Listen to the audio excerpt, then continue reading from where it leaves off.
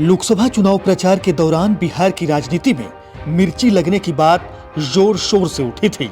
दरअसल मुकेश सहनी चुनाव प्रचार के दौरान हर रोज तेजस्वी यादव के लिए टिफिन लेकर आते थे और दोनों हेलीकॉप्टर में बैठकर लंच करते थे और इसका वीडियो सोशल मीडिया पर शेयर भी करते थे। तब एक वीडियो में दोनों मिर्च खाते दिखे थे और आपस में चर्चा कर रहे थे कि यह सब देखकर एनडीए के नेताओं को मिर्ची लगनी तय है। लेकिन लगता है कि घड़ी का कांटा उल्टा घूमने वाला है। वही मुकेश सहनी जो लोकसभा चुनाव प्रचार के दौरान तेजस्वी यादव के राइट हैंड की तरह काम कर रहे थे, अब लंगड़ी मारने वाले हैं। बताया जा रहा है कि सब कुछ ठीक रहा तो वे एनडीए का हिस्सा हो सकते हैं। दरअसल मुकेश सहनी के पिता जीतन सहनी मर्डर के बाद घटनाक्रम तेजी से बदले हैं और इसके साथ राजनीतिक समीकरण भी बदलते दिख रहे हैं।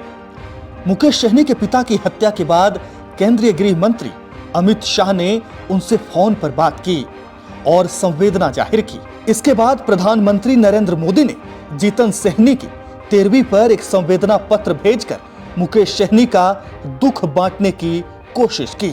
जीतन सहनी की हत्या के बाद कई केंद्रीय मंत्री और भाजपा नेताओं के अलावा जेडीयू नेता भी मुकेश सहनी से मिले और संवेदना जताई। इसके बाद प्रधानमंत्री नरेंद्र मोदी के हर घर तिरंगा अभियान से मुकेश सहनी प्रेरित हो गए और उन्होंने एक्स पर अपना प्रोफाइल फोटो बदलकर तिरंगा लगा लिया। कयास इसके बाद से लगने शुरू हो गए। हालांकि मुकेश सहनी की इस पर सफाई भी आई, लेकिन राजनीति में ज्यादातर फैसले पर्दे के पीछे लिए जाते हैं। फिर क्या था, बिहार एनडीए के नेताओं ने एक के बाद एक वेलकम संदेश देना शुरू कर दिया। नीतीश कुमार के करीबी मंत्री जमा खान ने मुकेश सहनी के एनडीए में शामिल होने के रास्ते को खुला करार दिया है। मतलब ये कि अगर मुकेश सहनी एनडीए में आते हैं तो जेडीयू को कोई ऐतराज नहीं है। वही भाजपा प्रवक्ता दानिश इकबाल कहते हैं कि मुकेश सहनी के एनडीए में आने का फैसला मुख्यमंत्री नीतीश कुमार के नेतृत्व में लिया जाएगा और एनडीए के भविष्य को भी ध्यान में रखा जाएगा।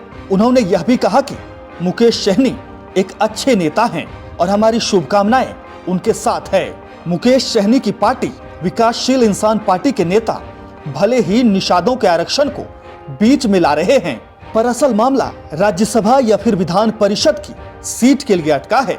माना जा रहा है कि मुकेश सहनी की नजर में एक बात और घूम रही है, वो ये कि एक सांसद वाले जीतन राम मांझी केंद्रीय कैबिनेट मंत्री का ओहदा संभाल रहे हैं क्योंकि उन्होंने भाजपा यानी एनडीए के साथ जाने का फैसला किया। सहनी की टीस यह भी है कि बिहार में एक बड़े वर्ग का प्रतिनिधित्व करने के बाद भी उन्हें अब तक कुछ हासिल नहीं हुआ है। 2020 के विधानसभा चुनाव में मुकेश सहनी की पार्टी के 4 विधायक जीते थे, लेकिन उन्होंने भाजपा को आंखें दिखाई तो विधायकों को भाजपा ने अपने पाले में ले लिया और उसके बाद से मुकेश सहनी भटक ही रहे हैं। अगर लोकसभा चुनाव में मुकेश सहनी एक भी सीट पर मान जाते तो आज वे केंद्रीय मंत्री होते।